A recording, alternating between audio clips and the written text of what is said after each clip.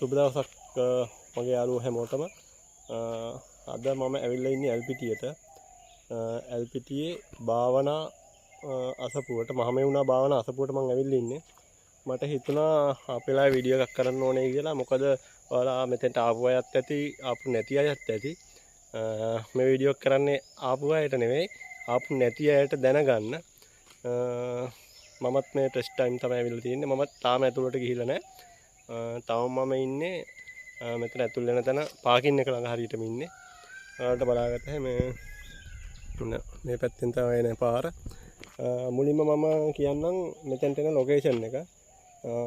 ඕන කෙනෙක් දන්නවා ඇල්පිටියට එන්න. ඇල්පිටියට ඇවිල්ලා ඇල්පිටියෙන් අලුත්ගම් පාරේ කිලෝමීටරයක් විතර යනකොට තියෙනවා බටුවංගල ඉස්කෝලේ. බටුවංගල ඉස්කෝලේ තාප්ප ඉවර වෙනවත් එක්කම වමට හැරෙන බෝඩ් එක දාලා තියෙන ඕන කෙනෙකුට බලා ගන්න පුළුවන්. වමට හැරලා කිලෝමීටරයක් විතර එන්න ඕන. ඒ හැරෙන්න ඕන තැන් වල බෝඩ් දාලා තියෙනවා. හරි, එහෙමනම් අපි ඇතුළට ගිහිල්ලා බලමු මොන වගේද කියලා. මේ තියෙන්නේ ඇතුල් වෙන තැන. සිංහ දෙන්නෙක් ඉන්නවා. මේ තියෙන්නේ පාකින් එක.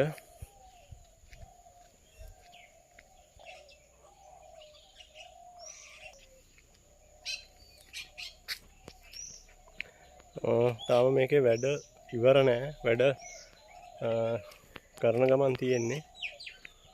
ඒ තමයි එන්ට්‍රස් එකෙන් උඩට එනකොට පේන විදිහ.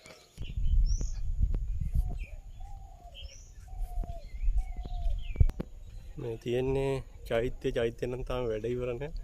තාම වැඩ නිම වෙමින් තියෙන්නේ. චෛත්‍ය මළුව.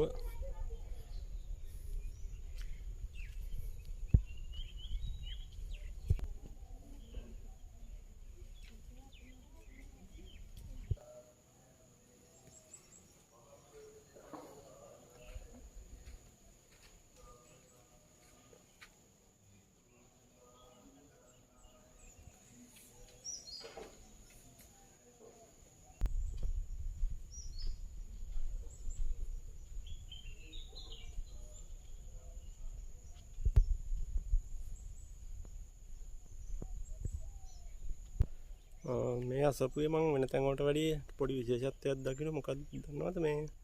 මේ තියෙන ප්‍රධාන බෝධීන් වහන්සේ. ඊට අමතරව ඒ බෝධීන් වහන්සේගේ හතර වටෙන් තවත් බෝධීන් වහන්සේලා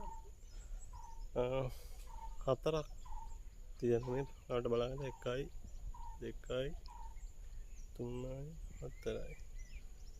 මේ මම දන්නේ මොකද්ද මේකේ විශේෂත්වය කියලා. එතකොට අමතර ඉස්සරහා බුදුන් වහන්සේ නමක් තියෙනවා.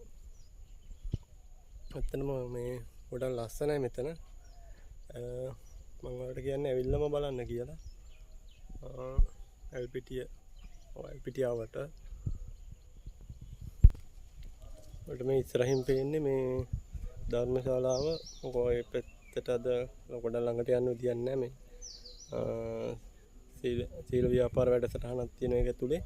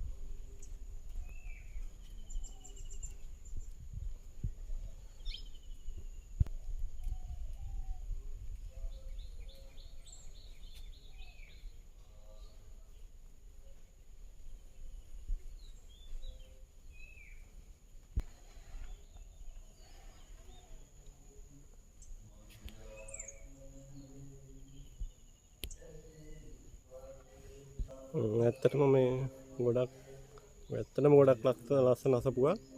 මම ඔයාලට ආරාධනා කරනවා ඔයාලට පුළුවන් වෙලාවක මේ ඇවිල්ලා වැඳ පුදා ගන්න කියලා. ඔයාලට ආවට පස්සේ තේරෙයි මෙතෙන්ට ආවට පස්සේ ගොඩක් ලස්සනයි වගේම බොහොම නිදහස් පරිසරයක් මේ ටිකේ තියෙන්නේ. එහෙනම් හැමෝටම තෙරුවන් සරණයි. ආපහු මේ වගේ ලස්සන වීඩියෝ එකකින් අපි නැවත හම්බ වෙමු.